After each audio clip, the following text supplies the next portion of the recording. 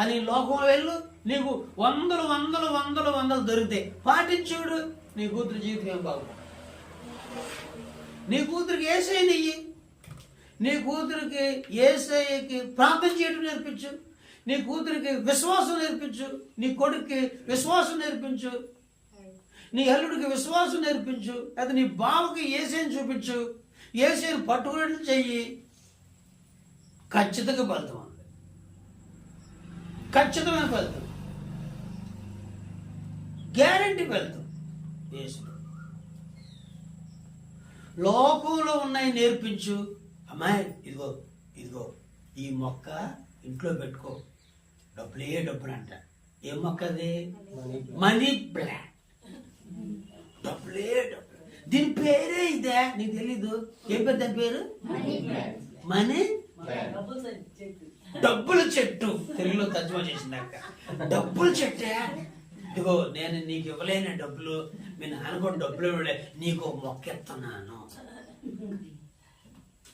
ఇంటికి వెళ్ళిపోయి ఈ మొక్క పెట్టేసుకో, రోజు ఈ మొక్క దండం పెట్టేసి, అంటే రోజు ఈ మొక్కకి దండం పెట్టేసి, అప్పుడు డబ్బులు ఇచ్చే చెట్టు నీ మీద కనికరం చూపించి ఇక నీ ఇంట్లో డబ్బులే డబ్బులు వస్తాయి అని చెప్పు. ఎన్ని ఉన్నాయని రెండు విషయాలు లోకంలో, ఎన్ని మొక్కలు ఉన్నాయి కదా.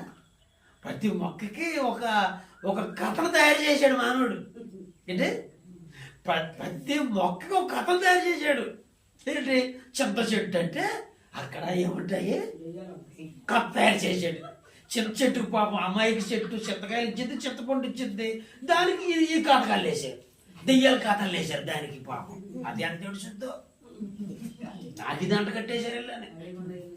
ఈ డబ్బులు చెట్టు ఎంత తెలుసుద్దో, నా మీద నన్ను సృష్టించాడు బాబు ఒకడు, మీరు నన్ను బట్టి ఎడుతున్నారు, నా ఎంట పడుతున్నారు, నేను ఆయన ఎంట ఆడుతుంటే మీరు నా ఎంట ఆడుతున్నారు, నా దగ్గర డబ్బులు ఎక్కడి. అమ్మో అమ్మో, దేవుడు బతికిస్తే నేను బతుకుతున్నా, దేవుడు కనుక నన్ను బతికించలేదు అనుకోండి చచ్చిపో.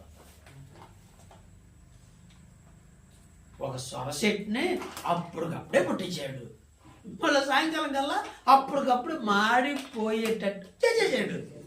మొక్కలందరికీ ఇదే భయం, ఆయనే బ్రతికిస్తాడు, ఆయనే చంపేస్తాడు. ఈ మనుషులు ఏం చేస్తారు? ఈ మనుషులు ఏం చేస్తారు? ఈ చెట్టుకో కథ, ఆ చెట్టుకో కథ, ఈ చెట్టుకో కథ, ఆ చెట్టుకో కథ, కొబ్బరి చెట్టుకో కథ, యాప చెట్టుకో కథ, యాప చెట్టు మరి చెట్టుకో కథ, తాడి చెట్టుకో కథ, తాడి చెట్టు, యాప చెట్టు, మరి చెట్టు, ఈ చెట్టు, ఈ కలిసి ఇంకో కథలు. బాబు నేను అనుకుంటాను చెట్లు మాత్రం పెడతాయి, రా బాబు మమ్మల్ని సప్పుకు తింటున్నారు, ప్రశాంతంగా బతకనీయట్లేదు. అదేనా? ప్రశాంతంగా బతకనీయట్లేదు. ఇన్ని బాధలు పెడుతున్నారు ఏంట్రా బాబు, మమ్మల్నే చేసేస్తున్నారు ఏంటి? కాబట్టి నీవు యేసును కలిగి ఉండు, నీ పిల్లలు కూడా యేసును కలిగి ఉండేటట్టే ప్రయత్నం చెయ్యి. నీ అల్లుడైనా, బావైనా, బామర్దైనా, నీ చుట్టాలని ఎవరైనా సరే వాళ్ళకి యేసుని ఇవ్వు, వాళ్ళ జీవితాలు దీవించు. ఎందుకంటే యేసుప్రభువు ఏమన్నారంటే నేనే మార్గం, ఇంకో మార్గం లేదు. ఏ మార్గంలో మేలు దాగి ఉందో నువ్వు వెళ్ళగలుగుతావు, చివరి దాకెళ్ళు, ఒట్టి తిరుమల వెనక్కి తిరిగి వస్తావు. నేనే మార్గం. మనుషులు దీవించబడతాక నేనే మార్గం, మనుషులు రక్షణ పొందటానికి నేనే మార్గం, మనుషులు పరలోకి వెళ్ళటానికి నేనే మార్గం, మనుషులు పాపాలు పోగొడతానికి నేనే మార్గం. నేనే అంతే, నేనే మార్గం, నేనే సత్యం, నేనే జీవం, నేను తప్ప